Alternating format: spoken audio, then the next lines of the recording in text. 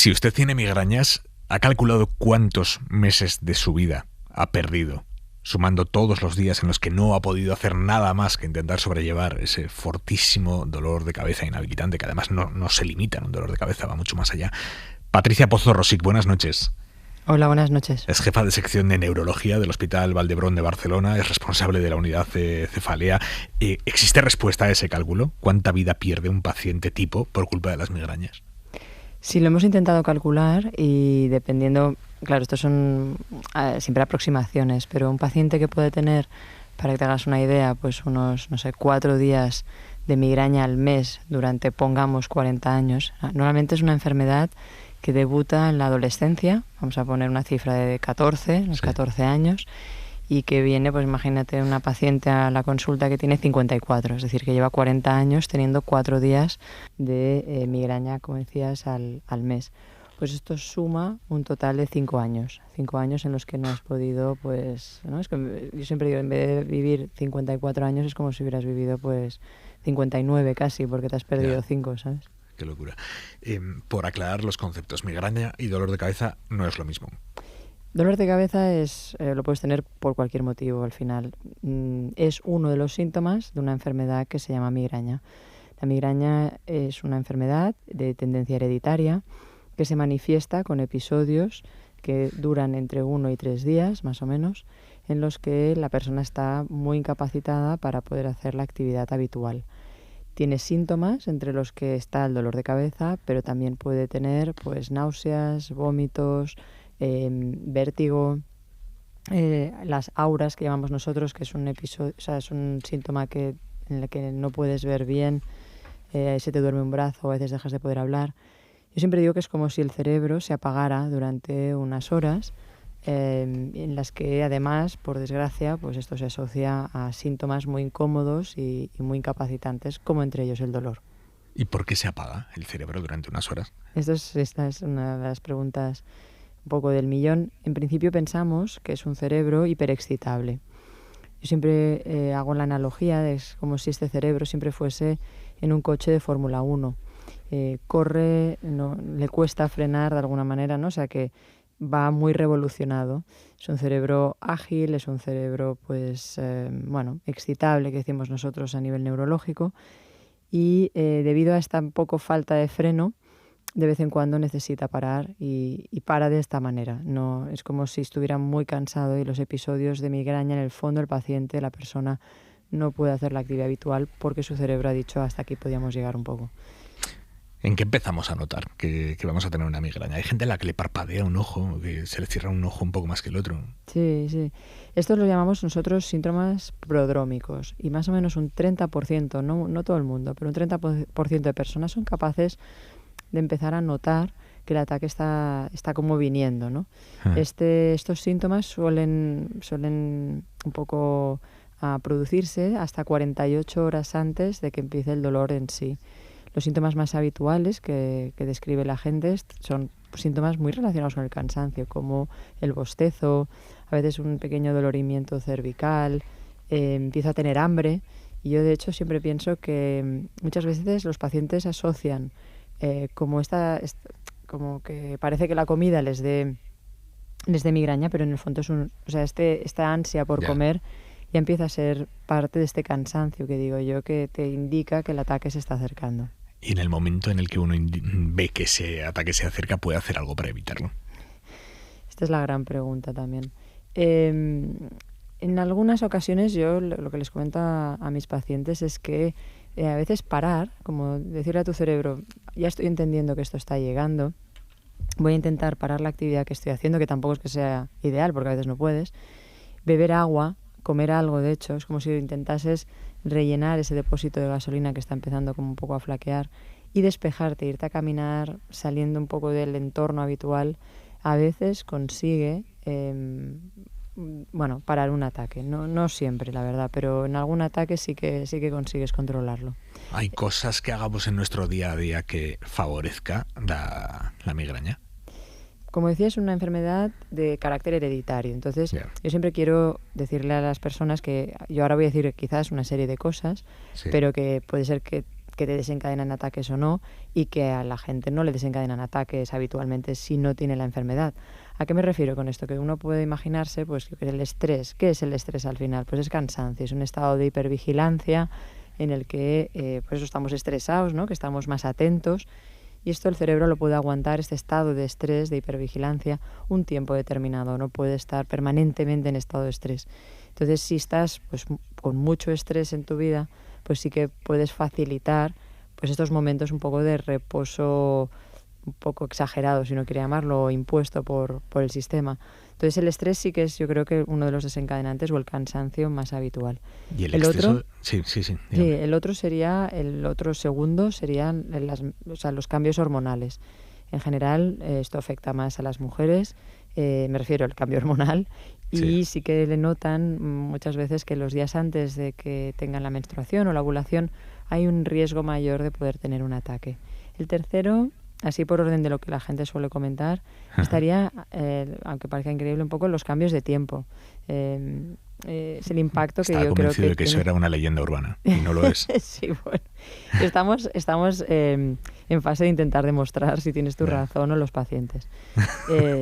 Algo parece que puede influir. Yo siempre digo que seguro que es la gota que colma el vaso, pero sí que... Porque yo a veces a la gente le digo, bueno, pues hagámoslo a la inversa. Cada día que cambia el tiempo, que tú crees que cambia el tiempo, por ejemplo, que se nubla, tú apúntalo y a ver cuántos coincide que vas a tener o has tenido migraña. Y no sale siempre. Pero bueno, que la gente lo refiere muchísimo, sí, tienes razón.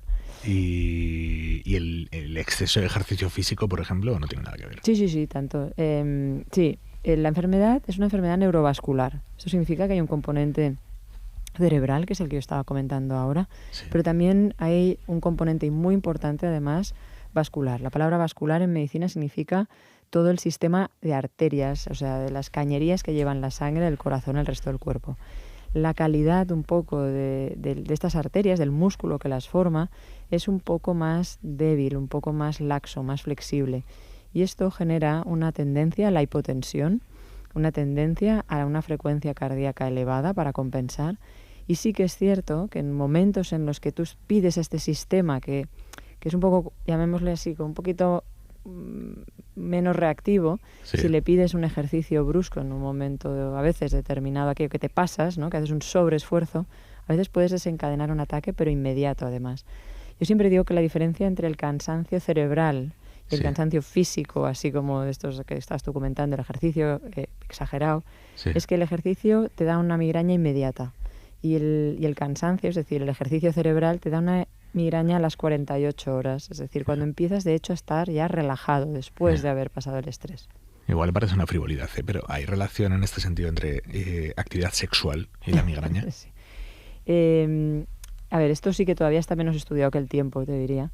Y casos, aquellos que nos dedicamos bastante a esta enfermedad, casos tanto a favor y en contra, ¿no? que nos han explicado nuestros pacientes, tenemos todos. Es decir, tanto que pues no tener actividad sexual me desencadena un ataque, como a la inversa, que parece que para a veces aliviar un ataque pues va bien.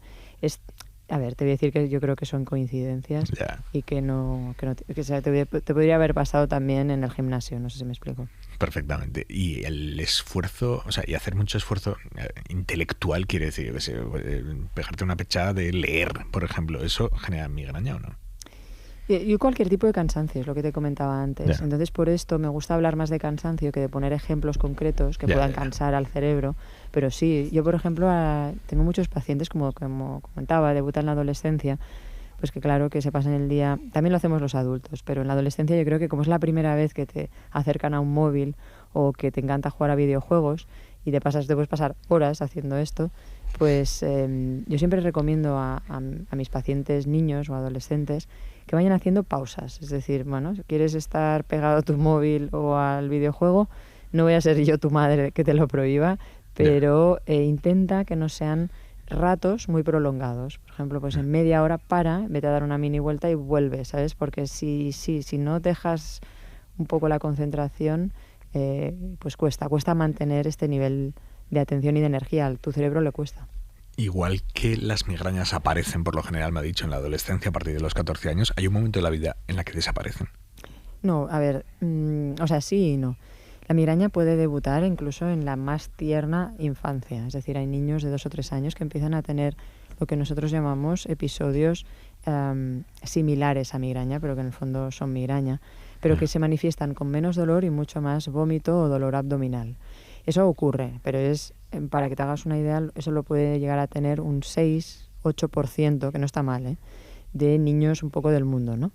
En la adolescencia, la incidencia, que decimos en medicina, es decir, el volumen, ¿no? El número de personas que empiezan a tener ataques y además ataques con dolor aumenta hasta más o menos un 12-14%. Esto significa que realmente cambia, es decir, y la enfermedad empieza a expresarse de una forma más prolongada y más grave. Y es por esto que empiezan un poco habitualmente las personas a consultar. A partir de la tercera edad, los 55, 50, 60 años, sí que lo mismo, pasa un poco a la inversa, ¿no? Los ataques se vuelven un poco más controlables habitualmente y algo menos frecuentes, pero seguimos teniendo personas, es decir, que siguen teniendo ataques hasta bien entrados los 80 y incluso más años, o sea, 90. Cuando habla de ataques controlables, controlables a través de tomarse medicación específica, sí. Sí. Aquí yo llamémosle cura, o he ayudado a mucha gente, porque curar esto no se cura, ayudas y acompañas, simplemente explicándoles de qué va esto. Esto que estamos haciendo tú y yo es muy importante y te lo agradezco, porque creo que la divulgación sobre cómo uno tiene que cuidarse si tiene tendencia a tener migraña, para mí es la primera pieza un poco de lo que puedes hacer para mejorar, ¿no? Yeah. Entonces, simplemente entendiendo que el cansancio lo tienes que saber controlar un poco, saber en el sentido de no llegar a extenuarte, que hacer, por ejemplo, ejercicio físico cardiovascular para tonificar estas arterias también es muy importante, y hacerlo de forma más o menos frecuente, pues más de la mitad de la semana, a ser posible, ¿no? Priorizarnos, que a veces pues nos olvidamos, ¿no?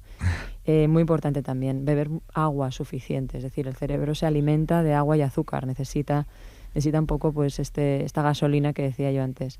Entonces, todo este tipo de pequeñas cosas hacen que muchas personas se puedan gestionar bien, pero si no, hay que entender que el ataque lo podemos tratar, y hoy en día tenemos fármacos pensados y diseñados específicamente para la migraña, que no son antiinflamatorios ni analgésicos estándar, diríamos, y que van bien y funcionan. Y luego, yo siempre también digo que el mejor tratamiento del ataque, que es la parte que más incapacita y por la que los pacientes consultan, es prevenir ataques. Y eso también hoy en día tenemos fármacos, tratamientos que ayudan y ayudan mucho, que son bien tolerados y que mucha gente que los acaba necesitando pues y les funciona están agradecidos. Pero curar no se puede curar. Curar es una palabra muy grande en esta enfermedad. Curar para mí sería tener como una vacuna, ¿no? Pero va a costar. No digo que no lleguemos, pero va a costar. No se ha conseguido todavía tampoco evitar que aquellas personas que tienen riesgo por una cuestión genética lo desarrollen, ¿no? No, todavía no. Yo creo que si a mí me haces tener una visión de cómo será esto dentro de 15, 20, 25 años, sí que creo que podremos evitar lo que nosotros llamamos la transformación hacia la cronificación. Y para nosotros esto significa, de manera simple, evitar que la enfermedad te domine, es decir, que no tengas más de, por decir algo, 4 o menos días al mes, ¿no? Entonces, a partir de 4 días, que esto lo podamos llegar a controlar y que no lleguemos a estados que nosotros llamamos crónicos, que esto para nosotros significa estar cada día o 15 días al mes o 10 días al mes teniendo migraña que te controla la vida. Entonces, yo creo que llegaremos a esto, quizá en este tiempo que te cuento. ¿Y qué tenemos que hacer los familiares, los amigos, los compañeros de trabajo de personas que tienen migraña cuando les da? Porque tendemos a decir, no te preocupes, tal, que no pasa nada, que apaguemos las luces, no lo sé, sí, ¿qué tenemos que hacer? A ver, lo primero yo creo que es comprenderlo y no minimizarlo. La migraña, en comparación con otras enfermedades que aparentemente podrían tener también mucho estigma, está mucho más estigmatizada. Esto se ha medido, no lo digo yo así porque sí. Te hablo de enfermedades como la esquizofrenia, te hablo de enfermedades como la epilepsia, ¿no? Que parecen que podrían estar muy estigmatizadas. Pues la migraña es mucho más porque parece que no sea nada. Tú, una persona con esquizofrenia, quizá, pues se dices, uy, madre mía, que esto es algo grave, ¿no? O sea, ojo con un poco pensar que esto no es nada. La migraña es una enfermedad altamente estigmatizada por lo que tú decías, porque parece que tomándote algo pues se te tenga que pasar, ¿no? Entonces yo creo que lo primero es comprensión y conocimiento.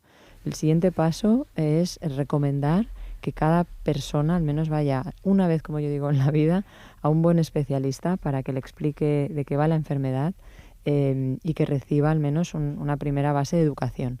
Esta parte de educación nosotros hemos intentado a través de webs, hace un tiempo, hace unos casi 10 años, montamos una web que se llama midolordecabeza.org, un poco porque yo pensaba que quizás con esto sería suficiente, pero a veces me doy cuenta que todavía el ser humano necesita oírlo de primera mano, que a veces un vídeo no sirve. Entonces, ir una vez a como hacer como una clase de educación iría muy bien. Mi sueño, por ejemplo, Sí. si te puedo contar, es que educásemos ya en los colegios.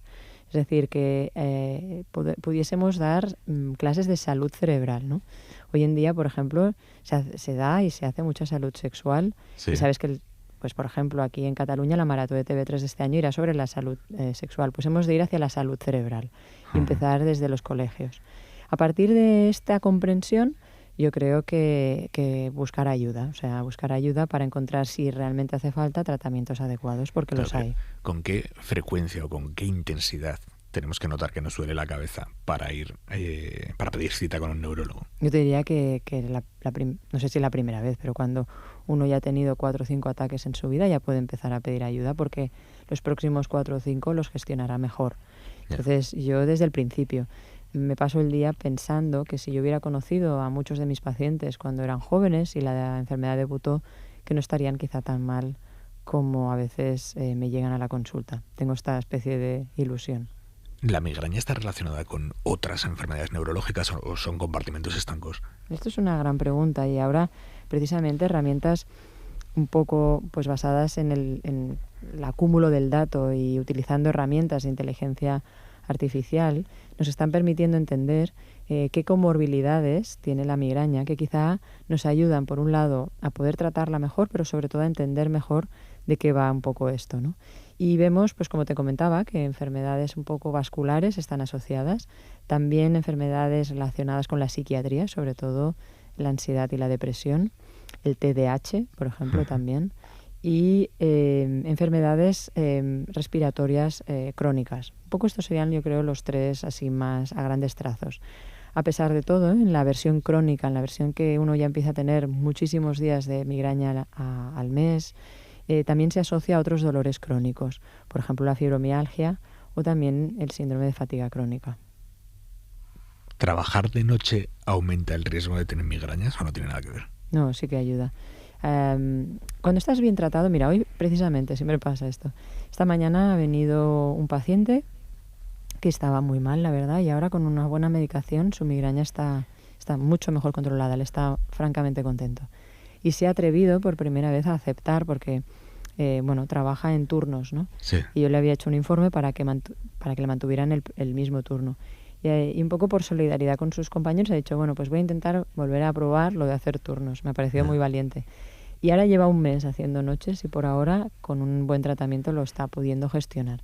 Pero sí, sinceramente, lo de no descansar, como comentaba antes, es un factor clave para tener ataques. ¿Cuál es, cuando a uno le da migraña, es bueno meterse a la cama e intentar dormir el mayor número de horas posible?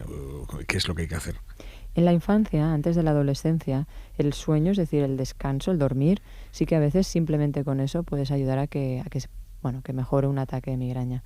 En la edad adulta, yo creo que además sí, la respuesta sería sí, ayuda, pero medicado. Es decir, si no, tienes el riesgo de que a veces un ataque te pueda durar 2 o 3 días. Si te tomas medicación y pudieses parar en ese momento e irte a dormir, sí que puede ser de ayuda.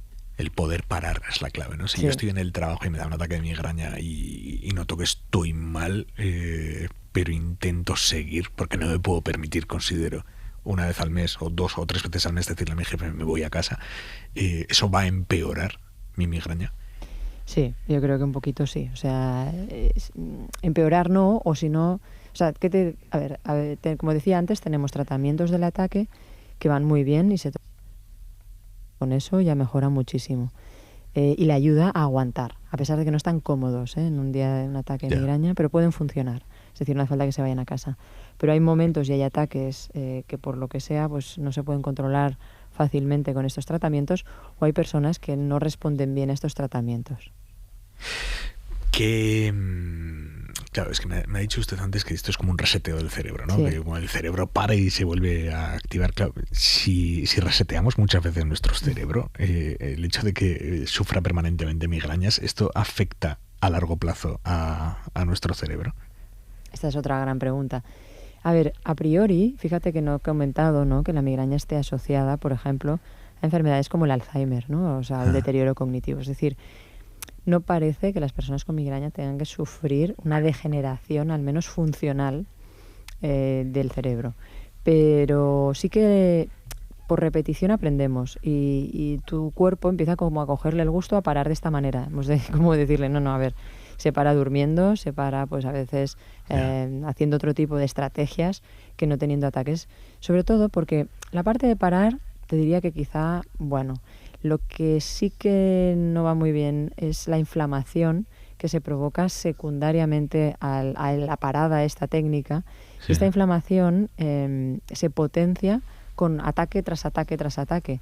Y sí que esto es luego, si se desmadra, es difícil de controlar. Entonces, lo que sí que hay que controlar es la inflamación, que es lo que está más vinculado a algunos de los síntomas, por ejemplo, la molestia, la luz, el aura y el dolor, sabemos que están muy asociados a la inflamación. Entonces esto, si lo vas teniendo sin parar, sí que se puede llegar a descontrolar y a hacer que vivas en un estado de inflamación permanente o crónica. ¿Drogarse aumenta el riesgo de sufrir migrañas? Depende, supongo, de qué drogas. ¿La coca aumenta el riesgo de migrañas? No lo hemos estudiado, te diría esto, pero si te agota, quizás sí. Si te agota de una manera... porque uno cree que es invencible, ¿no? ¿Y el alcohol está vinculado? El alcohol, sí. El alcohol claramente, sí, es una droga común, es verdad. El alcohol es, en el fondo agota nuestro cerebro, aunque no lo parezca, y además vasodilata, es decir, tiene propiedades vasodilatadoras. Y esto, vaya, yo siempre digo que mis pacientes, ninguno es alcohólico. Se dan cuenta rápidamente que si beben mucho tienen más migraña y más bien son abstemios. Claro, es que estaba pensando que cuando tenemos resaca, incluso cuando lloramos mucho también, nos duele la cabeza. ¿Qué pasa con nuestro cerebro en ese momento? Sí, es un proceso, como tú comentabas, de cansancio un poco, porque cuando lloras mucho en el fondo acabas como agotado, ¿no? Y te relajas de esta manera a veces incluso. Pero hace las dos cosas, o sea, por un lado te agota y por otro inflama. Claro, te pones a llorar, se te inflaman los ojos y todo esto está muy cerca de la meninge, porque también es verdad que no lo he comentado, que durante el ataque lo que duele no es en sí el cerebro, es la meninge, que la meninge es esta capa de vascular, o sea, de arteriolas, ¿no? Pequeñas arterias que nutre, que da alimento al córtex, a la corteza cerebral, y se localiza justo entre el cerebro y el hueso, que llamamos, ¿no?, el cráneo. Sí. Es esta capita de protección un poco y de alimento que tenemos, que está ahí puesta por algo, pero que cuando se inflama pues duele mucho, sí. ¿Las bebidas energéticas afectan? Yo creo que son, es verdad que esto me estaba olvidando, muy importante.